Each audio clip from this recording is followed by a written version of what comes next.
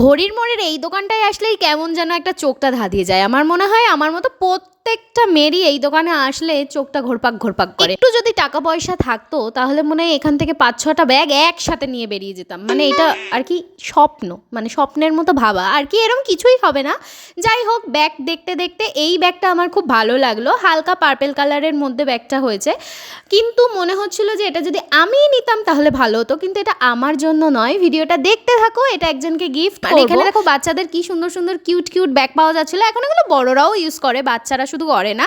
তো ওগুলো দেখতে ভালো লাগছিল, কিন্তু ভাবলাম ওর ভেতরে কত কিছুই বা আমি রাখতে পারবো। চলে এসেছি পিয়াদের বাড়ি, আর এসেই ওকে প্রথমে গিফটটা দিলাম এবং ও সেটা আর কি আবার বন্ধ করে রেখে দিচ্ছিল। আমি বললাম খুলে দেখো, তো খুলে দেখার পরে বললো ও কালারটা ভীষণ ভালো হয়েছে, সেটা শুনেই অনেক শান্তি। আর এখানে দেখো চিলি চিকেনে এত পরিমাণ ঝাল হয়েছিল যে সবার ঘাম বেরিয়ে যাচ্ছিলো। চলো আজকের ভিডিও কিন্তু এখানে শেষ করছি, দেখা হবে আবার নেক্সট ব্লগে, টাটা।